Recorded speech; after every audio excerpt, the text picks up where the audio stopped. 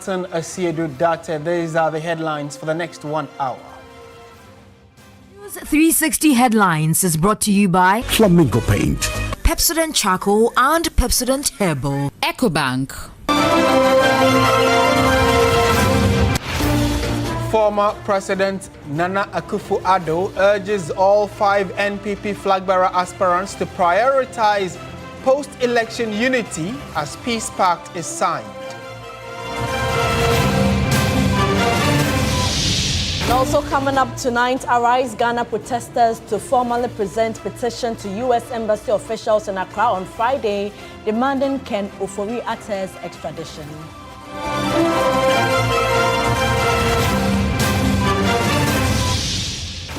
And later in the bulletin, the Northern Electricity Distribution Company, NEDCO, resolves power interruption affecting Sunyani and adjoining communities.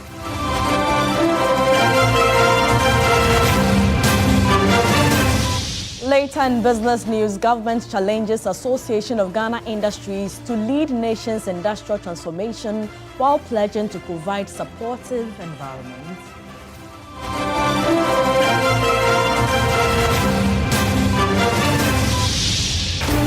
On the international front, the United Nations says nearly 35 million Nigerians are at risk of hunger this year, including 3 million children facing severe malnutrition.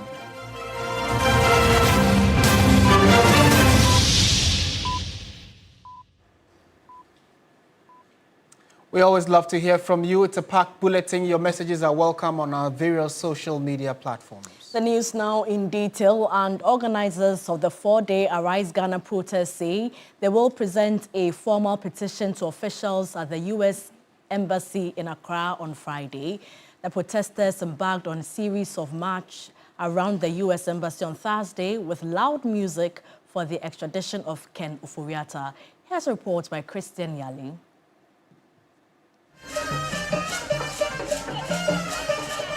Brass band music featured prominently with inviting tunes as Arise Ghana picketers took over the main street around the U.S. Embassy. For hours, they danced and paraded around the diplomatic area, continuing to press a single demand on American authorities. From a verbal demonstration, they will now submit a written petition. The United States should do everything possible to let the man come and account for his stewardship. We have made that message forcefully, and tomorrow we shall be compiling our petition and give a formal presentation to the American Embassy to be forwarded to the United States of America. Which may be a wrap-up for the Strategy 1. The Strategy 2 will be rolled out very soon when the time is due and appropriate for the public, the general public to know. Are you an MPP member? Yes. Are you not a Ghanaian? I am. Yes, I'm a Ghanaian. Because of Ken, but we lose this election. So Ken must come to account. What is this? What is this? Please read it for me. What is it? It's not witch hunting. It should come and account. That's all. I cannot confirm because I do not have his NPP card here. My name is Chama Obili. Obili, you can ask Jerry Ahmed. Ask him. Do you know Chama Obili from Wajakbawe? All right. Yeah. All right, thank you. Our cameras captured some picketers resting their feet, but they would later return to the front line. For them, a strong message has been sent through the protest. America know today Ken Ofori-Attah has to come back to Ghana. We need him in Ghana. We need him today and we need him tomorrow. He must come back to Ghana. Ghanaians are demanding that Ken Ofori-Attah must come back to Ghana. Our signal is very high. We are catching all the attention. And I know the man on the seat over there in the U.S. is shaking him. The police have been highly visible, controlling traffic and guiding the picketers. Arise Ghana says it will come up with another strategy after this demonstration to fast-track the return of former Finance Minister Ofori-Attah. Christian Yali, TV3 News, U.S. Embassy, Accra. In more news this evening, 21 drivers in Accra are in trouble for charging high and unapproved fares. They were rounded up during a GPRTU operation to clamp down on recalcitrant drivers.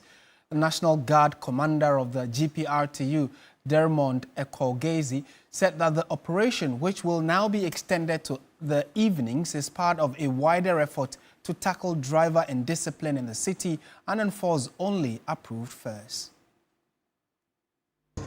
At the main Odoko lorry terminal, 6 drivers were arrested for charging 9 cedis instead of 6 cedis from Sotom to Accra Central because of short stops.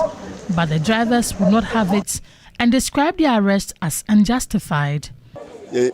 Personal car, car. Says no. First, I told Lord February, as I told 6 mama driver, my Ziano. The day sales our car owners take and other commitments are part of reasons we take these fares. Other drivers also asked for increased education on the activities of the task force to prevent further arrest. Police for no so cheer dodo. Police harassment is too much, so we plead for pardon.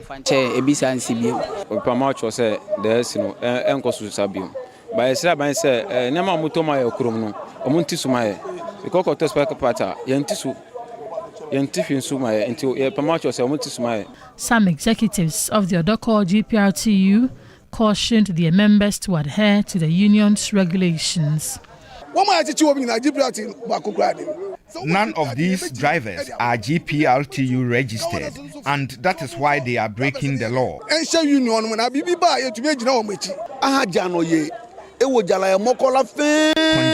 in town is part of the reasons these drivers charge more.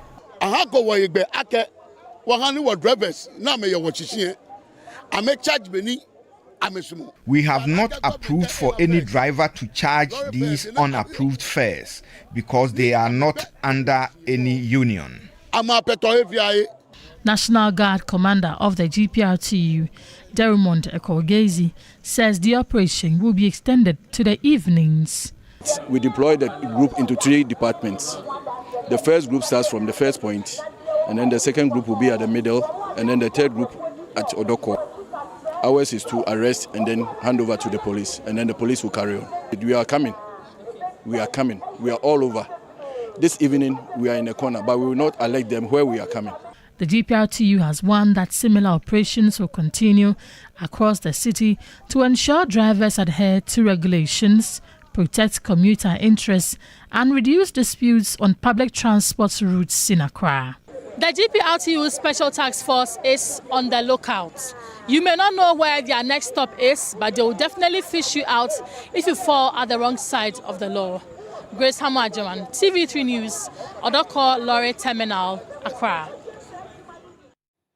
Let's go to the Election Command Center now, and former President Nana Addo Dankwa Akufo-Addo has urged all the flag-bearer aspirants of the New Patriotic Party to prioritize unity after the election on January 31. Speaking at a signing ceremony of a peace pact by all 5 aspirants, the former president noted that unity is not optional, rather a necessity to ensuring victory. George Queening has more on this report. Stakes, emotions, tempers are extremely high as the New Patriotic Party nears its crucial presidential primaries. Aspirants have been campaigning vigorously to woo delegates convincingly. A peace pact ahead of the primaries means a lot to party faithful. Party bigwigs, former statesmen and leading members of the Kukudu family could not miss this day. Former President Akufo-Addo, former Speaker of Parliament Professor Michael Quay, former Chief of Staff Premier Osel Parry, Minority Leader Lesenger Apinyo Markin, and all 5 aspirants showed up. For Chair of the National Council of Patrons Premier Osel Parry, the party's 2024 loss is largely due to internal wranglings, emphasizing the need for unity and cohesion. It became clear that our electoral losses, both in parliamentary and presidential elections, can be largely linked to the many internal conflicts within the party and our inability to heal faster. We are unable to forgive ourselves, reconcile, and move on. Former President Akufo-Addo said the party is bigger than any individual, stressing that unity is a strategic necessity for victory. This peace pact, this commitment pact, is therefore not a mere ceremony. It is a solemn covenant, a commitment that ambition will not override fraternity, that competition will not descend into hostility, and that once the ballot has spoken, the party will move forward as one. Minority leader Alexander Apenyo-Markin entreated supporters to prioritize the interests of the party. Let us protect the party that has given us voice, purpose, and hope. And when the contest is over, let us close ranks, lock arms, and march forward together, stronger, wiser, and united towards victory 2028. Our future depends on it. Our party depends on it. And Ghana is counting on us. All 5 aspirants committed to peace ahead of the primaries. Although one aspirant, Kennedy Japan, was initially reluctant to append his signature, he finally signed after receiving clarity on questions he had raised. In terms of security, the Inspector General of Police, Christian Teteyono, revealed that at least 70 police personnel will man each polling station, caution individuals who have openly declared employing macho men on election day to rescind their decision. The IGP has assured of a peaceful elections come Saturday, January 31. Josh Quinn, TV3. Let's stay on this subject and engage the thoughts of political analyst Professor Smart Sapon. Prof, good evening. Thank you for joining us on TV3. Yes, good evening, my brother. To start with, I mean, the people who are already asking that, I mean, the MPP is a united party, or at least that's what many think. Why is there a need to sign a peace pact ahead of their primary on the 31st of January? Well, there is the need following the recent, the regular heat that sometimes characterizes their, what should have been a very friendly campaign. And so I think it's been characteristic of all our elections in recent times. But theirs has become even extra crucial because of the last day's comments and the apparent heat in the system. What I think the party should be looking at is trying to give life to the peace pact that has been signed. You called them a united party, but you see, sometimes when you are getting divided, you will not see before you realize your party is divided beyond repairs.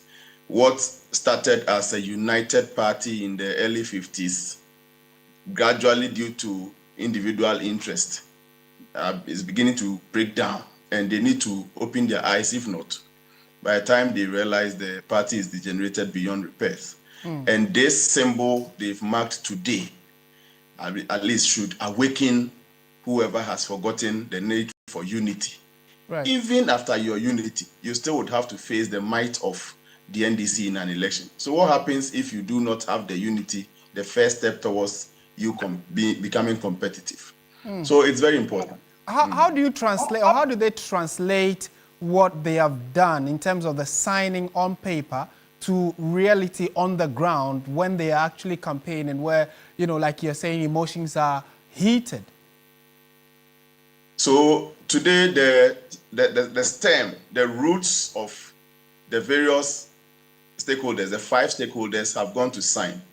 What they need to do is to immediately call their teams together and make them also sign, even if not on paper, sign and psych their minds towards what they have gone to sign. If they do not hold meetings with their teams to read to them the content of what they signed and let them all buy in, my brother, it will just be something signed on paper.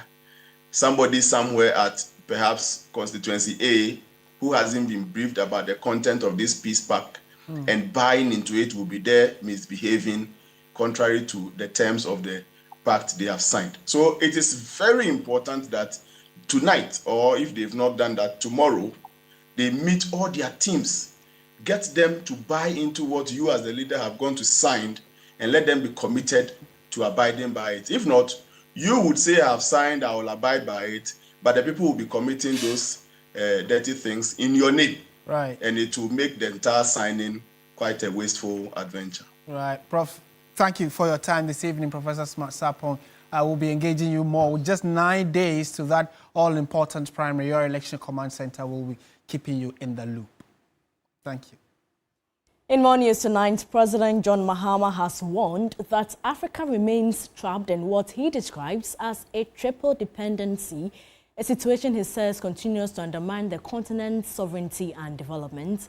Speaking at the World Economic Forum in Davos, President Mahama said many African countries depend on external actors for their security decisions, rely heavily on donor funding for health and education, and export critical minerals without capturing their real economic value. Resetting the entire development model for the Global South. And let me be direct about what we're up against. Too many of our countries are caught in what I call the triple dependency. We depend on others for our security choices. We depend on donors for our health and educational systems. We supply the world's critical minerals but capture almost none of its value. This isn't sovereignty, it's a trap, and it's getting worse. In my quiet moments, as I try to find solutions, here's what I've learned. Crisis creates clarity. The clarity is this, that we must build our own capacity to act. There's precedent for what I'm proposing. 20 years ago, UN Secretary General Kofi Annan and several courageous world leaders, including President Obasanjo here, made a simple, powerful case. HIV/AIDS was ravaging millions in Africa and a global response was required. This courage created the architecture of the Global Fund, which saved millions of lives in Africa and across the world. That fight succeeded because leaders decided to act together with urgency and without excuse. Today, I'm not so sure. Now, Vice President Professor Nana Jane Opoku-Agyeman has encouraged the use of digital technology to solve problems and protect intellectual property. The Vice President was speaking when she visited the Sports and Communications Ministries on Thursday. The Vice President first visited the Ministry of Sports and Recreation. The Sector Minister, Kofi Adams, revealed a number of programs being undertaken by his ministry, including the appointment of a national coordinator for school sports, the creation of the Ghana Anti-Doping Agency, and the implementation of a national recreation and wellness program. We will be bringing a memo to ask for some level of realignment so that, for example, the Ifwa Sutherland's Children's Park, even though it's named as Children's Park, is a major recreational center. So the ministry responsible for recreation can take charge and raise it so well so even the children and the adults can make use of it. Vice President Professor Nana Jane Opoku-Agyeman lauded the ministry for its achievements so far. Sports and wellness creates many offshoots. So I want to congratulate you for the work you do and encourage you to do even more. I hear you on your fund, and I want to urge that we find many ways of populating the fund. I'm particularly happy to note the value you are attracting to our image as a country. She also visited the Ministry of Communication, Digital Technology and Innovations. Here, the Sector Minister, Sam Nate George, gave an overview of the ministry's work and indicated that 15 legislations have been drafted and will be sent to Cabinet for approval. As we speak today, the ministry has 20,000 custom-built laptops to roll out the 1 million coders. We intend to roll out in about 100 constituencies by the end of Q1 this year. Given the financial constraints, what we decided to do was to reach out to big tech to support the president's flagship. As we speak, we are in conversations with Microsoft, Oracle, and Amazon to also sign technical training arrangements. Sam George also stressed the need for the state to own the .gh domain, which he said has been in the hands of a private individual all these years. The .gh domain is our national identity on the internet. Because most people, what they don't realize is most companies in Ghana have a website that ends at .com. When you end with a .com domain, in the internet world, it means you are an American registered business. The only thing that shows you are a Ghanaian business on the internet is when you are a .com.gh. The Vice President acknowledged the efforts of the ministry and pledged her support. Dealing with all types of miscommunication is very, very important. Now we have different ways in which we can all become anonymous in how we are communicating, so people don't know who we are. We are virtual people. We are not. We are ordinary people, and we need to, hold ourselves in account to our own words and our own actions. The Northern Electricity Distribution Company has resolved the power interruption affecting Sunyani and its adjoining communities. The restoration of power has brought relief to residents and businesses that were affected by the blackout. Our correspondent, Claude Kumiebisa, reports. On Tuesday evening, the 33 megavolt ampere located in the Sunyani switch yard developed a fault. This led to widespread power outages, severely impacting household and local businesses. Sunyani area manager of the Northern Electricity Distribution Company, NETCO, Engineer Eugene Odoi Ado, has been speaking to TV3. The larger of the two transformers that serve the Sunyani metropolis and its environment had developed a fault and needed to be worked on, repaired. So that meant that we couldn't supply the entire load for Sunyani. So we had to quickly start rationing power. He announced that the fault has been resolved and power supply restored in the municipality. Yes, so as we speak now, all the loads that were not being served have been served now. We are still monitoring the situation as of this morning, and we are going to run our final checks around 10 a.m. We'll shut the whole system down. We'll do final inspection, and then we can determine the way forward. For over 30 hours, finally, this transformer, which supplies electricity to over 60% of the residents and communities here in Sunyani, has been restored, with assurance from management that consistent power supply will be delivered. Residents who have endured the power outage were pleased electricity has now been restored. All of us are happy. The lights are back. So we pray all should be okay for us. Whatever we do here is electricity. Because there was breakout and whatever, it was disturbing business. Whenever you put on your machine, getting ready to print something, that will go off and come on again. It's even trying sometimes you are even afraid to put on your machine because it may destroy the machine. So far they say it's okay now and then. We are all praying everything should be good for us. Claude Kumiebisa, TV3 News, Sunyani. From Sunyani, let's go to the Upper East region, where in a bid to improve students' health and nutrition, some schools in the region have introduced fortified rice into their meals. With support from the World Food Programme, the initiative aims to address micronutrient deficiencies among school children, particularly in rural communities, to enhance learning outcomes. Our Upper East regional correspondent, Castro Senyala, picks up the story. At schools in parts of the Upper East region, a quiet but impactful intervention is taking place, one meal at a time. The World Food Programme, with funding from DSM Femnich, the Foreign, Commonwealth and Development Office, and in collaboration with government partners, has introduced fortified rice into meals in selected schools.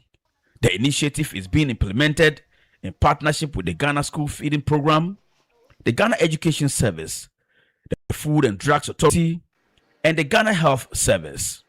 The initiative targets micronutrient deficiencies among school-aged children, particularly in communities where rice is a staple food.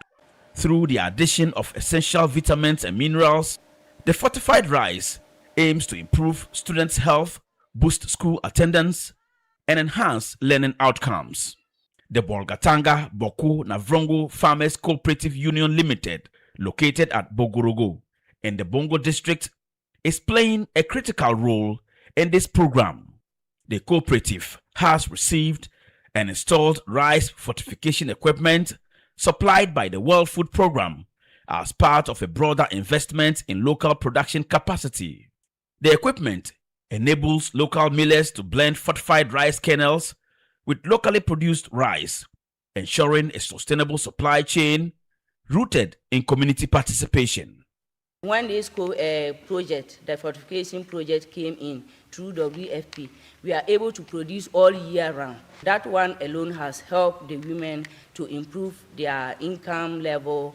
In the Anafubisi community, the Lilungu Asongtaba Women Group is also a key actor in the value chain. The group parboils rice, which is then purchased by the Bolgatanga Boku Navrongo Cooperative for fortification and onward distribution to schools.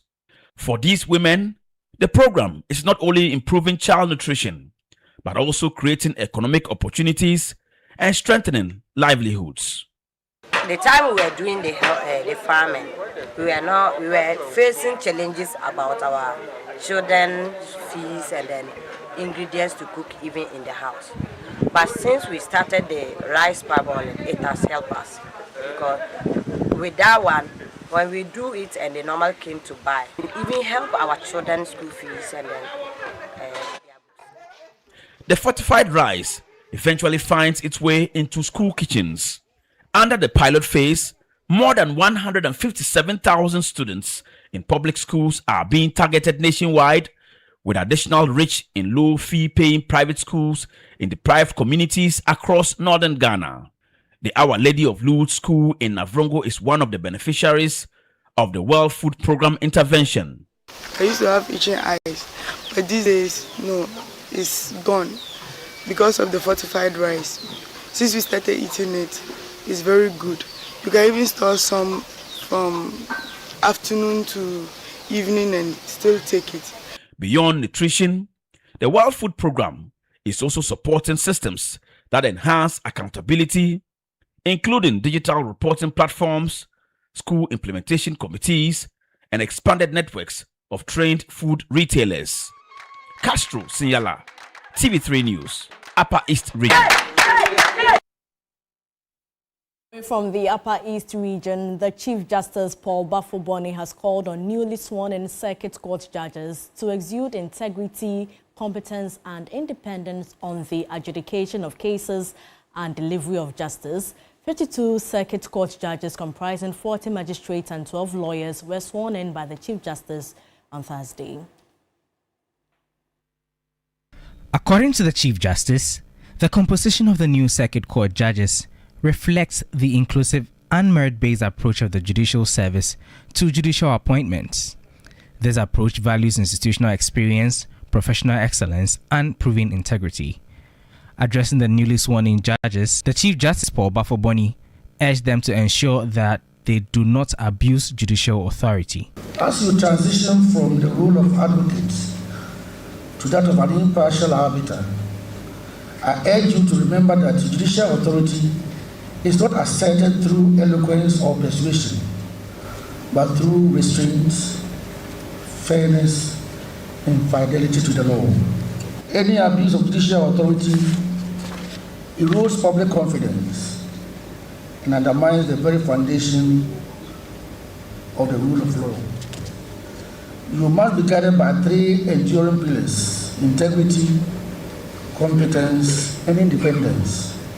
President of the Ghana Bar Association, Ifo Agati, cautioned their families to be wary of frustrating the work of the new circuit court judges. Free from any undue interference from any quarter.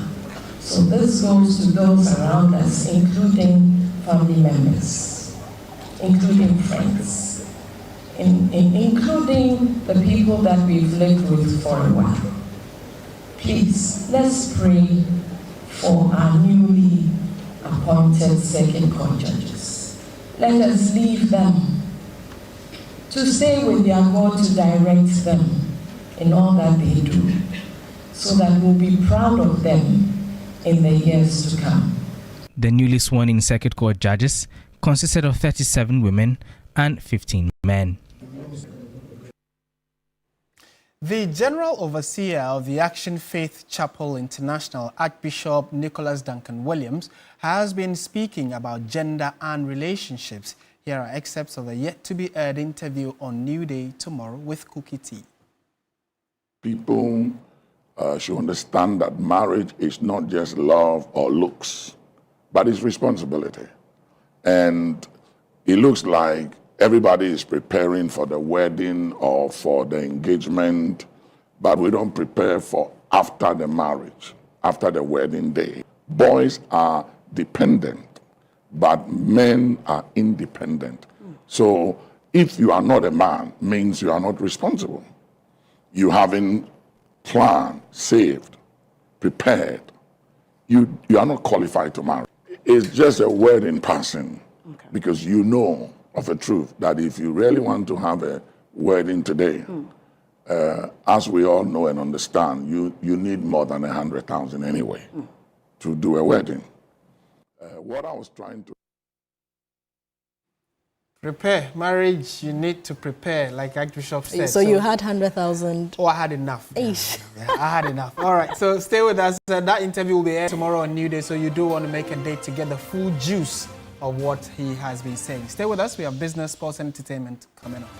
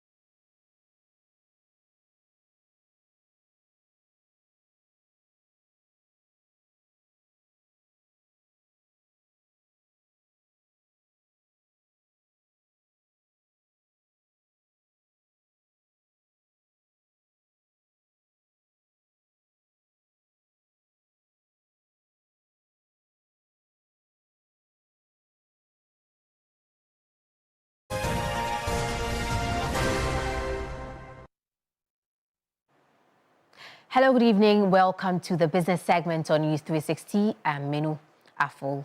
The Chief of Staff, Julius Deborah, has called on the Association of Ghana Industries to take a central role in spearheading the nation's industrialization agenda.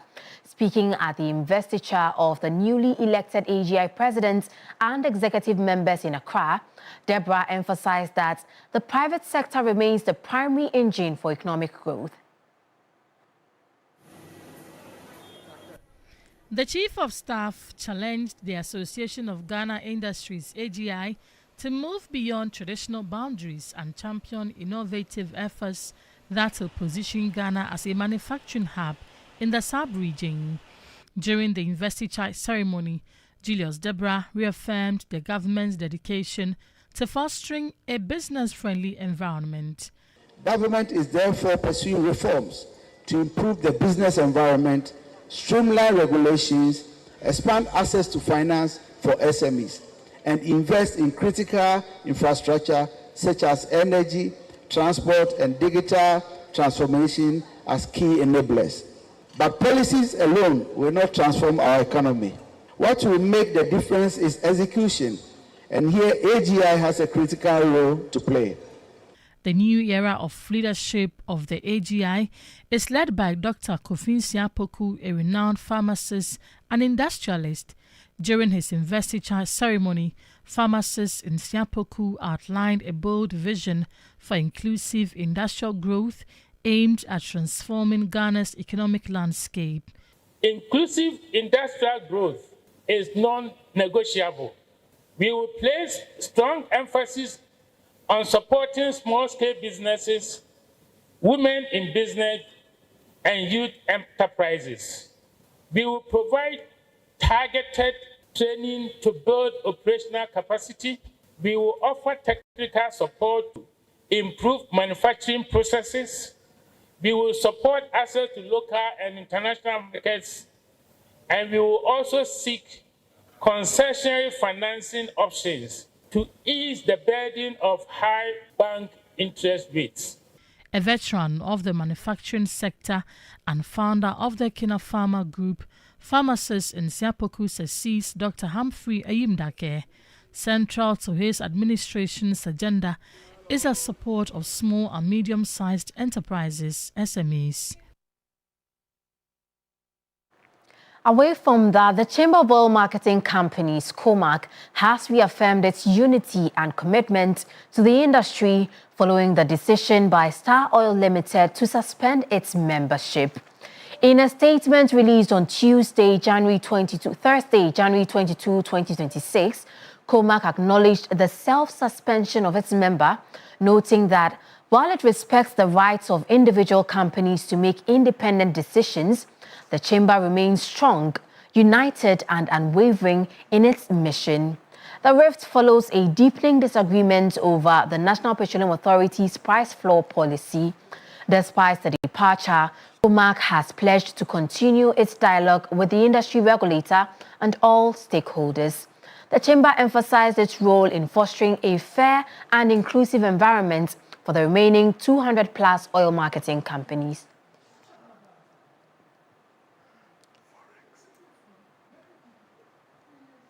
Let's now look at how our cedi is faring against other trading currencies and how some of our key commodities are faring on the global market.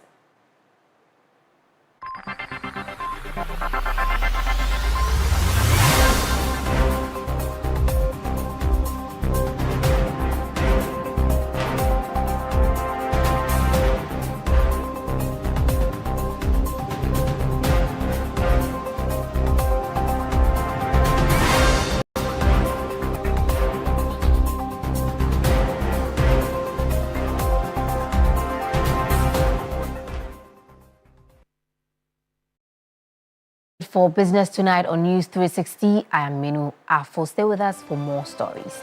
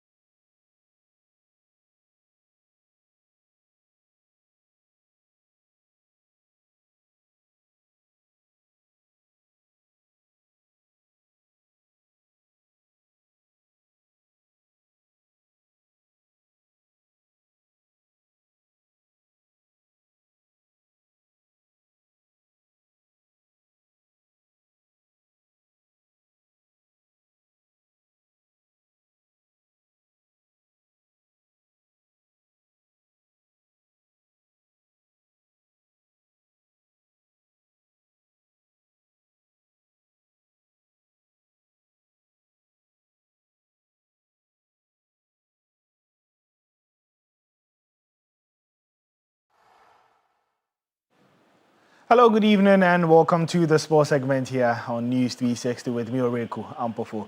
The Ghana Football Association has confirmed the Black Stars will face Austria in an international friendly as part of preparations for the 2026 FIFA World Cup. The match will be hosted in Austria at the Ernest Happel Stadium. There's more details in the following report. As part of their preparations for the 2026 FIFA World Cup, Ghana's Black Stars have scheduled 2 international friendly matches during FIFA's first international window in March. The Black Stars will face Austria, who will be making their 8th World Cup appearance on Friday, March 27, 2026, at Vienna's Ernest Happel Stadium. Austria have been drawn in Group J alongside Argentina, Algeria, and Jordan. Ghana will then return to action 2 days later, taking on 4-time world champions and 2014 winners Germany on Monday, March 30th, 2026 in Stuttgart, with kickoff set for 8:45 p.m. Germany are grouped with tournament newcomers Curaçao, 2023 AFCON champions Ivory Coast and Ecuador. Ghana, drawn in Group L for the 2026 World Cup, will open their tournament campaign against Panama on Wednesday, June 17 in Toronto.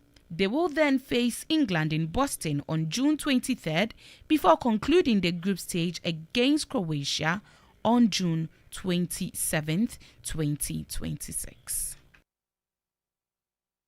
Well, we'll still stay with the national team, but this time talk about former Ghana international, that's Matthew Amoah, who has shed light on the role he played in NAC Breda, their decision to sign Andre Ayew. Speaking in an interview with the club, Amoah explained that although he was not directly involved in negotiations, the club's hierarchy sought his professional opinion once reports linking Ayew with a move to NAC Breda began circulating.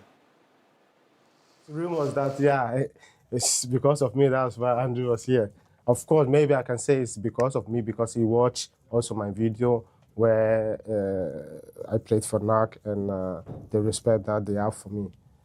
And he also thought, it's a good club. I played here, so they know some of the Ghanaians. So I did not, they asked me whether it's fit, because I saw also his videos, sometimes training with his dad, and some not old, but former Ghana players that he trained with his dad. So like Wakaso, Kassim Adams, So a lot of boys. I said, it's fit, but maybe it's not game fit.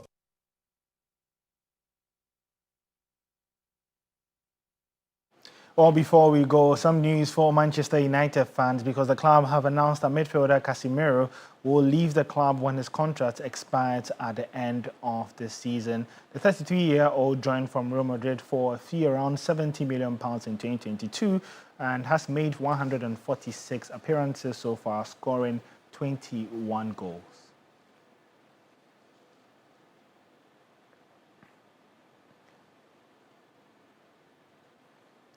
Well, let's touch base with the ongoing Australian Open right before we wrap up, where Yannick Sinner secured a 16th consecutive victory at Melbourne Park thanks to a service masterclass. Sinner hardly broke any sweat on the Rod Laver Arena when he booked his spot in the 3rd round of the 2026 Australian Open. The double defending champion needed just 1 hour 49 minutes to beat wildcard James Ducksworth 6-1, 6-4, 6-2 on Thursday. You can get more updates on these and more on our social media handles at 3sports. My name is Oreku Ampofo.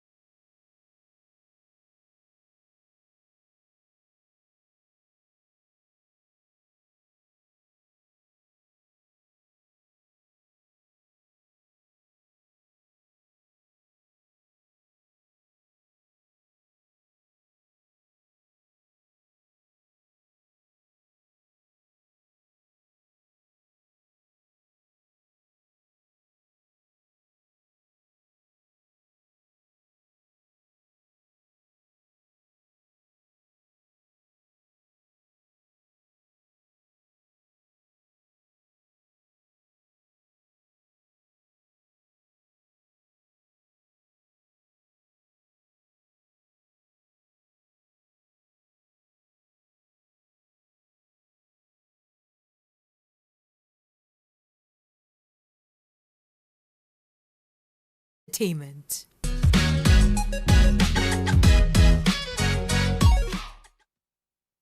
Tonight in this segment, with Mentor, the breakout edition approaching its grand finale, finalist Tiki remains confident of claiming the title of breakout star. In an interview with Owusu Warai, she said winning the competition would significantly elevate her career. We got real shit. See, baby, we've been so strong for too long. And I can't be without you, baby. But I'll be waiting up until you get home. My name is Tiki, that's my stage name, but originally born Denise Williams to be exact. I'm a singer, songwriter, extravagant performer, rapper. Tiki's love for music began at the age of 7. Born to a Ghanaian father and a Liberian mother, Tiki's early life took her across continents. I spent a good amount of time in America when I was younger, growing up living with my grandmother. But at a certain time, I went back to Liberia, and unfortunately, there was a civil war. Seeking safety and a deeper connection to family, she later relocated to Ghana, a place she proudly calls her homeland.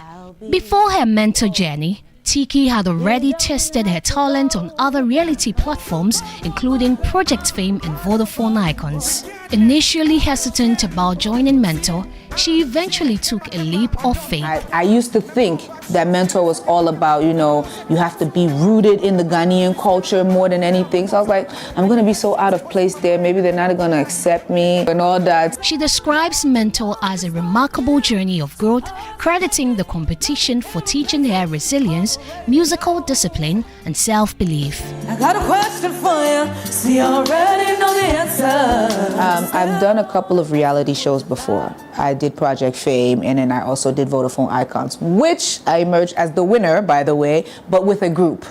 So I felt like Mentor was a platform where I could now begin to show who I am as an artist, as an individual. What it has taught me is resilience, number one, musical discipline. I've also learned so much about my voice that I didn't know before because I... Now focused on the finale, Tiki says she's ready for the ultimate showdown. Vocal control and delivery remains her top priorities. But for now, I'm resting my vocals. I'm making sure my lyrics are on point.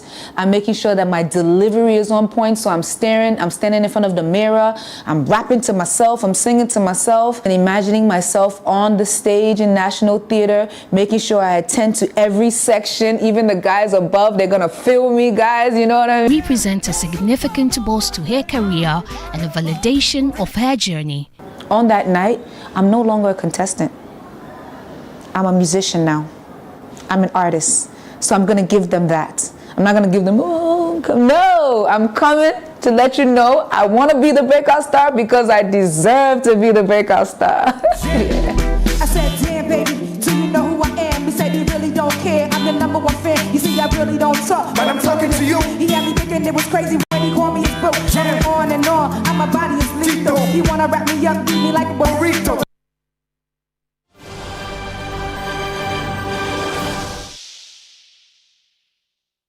On the international front, the United Nations says nearly 35 million Nigerians are at risk of hunger this year, including 3 million children facing severe malnutrition following the collapse of global aid budgets. Speaking at the launch of the 2026 humanitarian plan in Abuja, UN resident and humanitarian coordinator Mohammed Malik said that the long dominant foreign aid model in Nigeria is no longer sustainable and that Nigeria needs to grow up.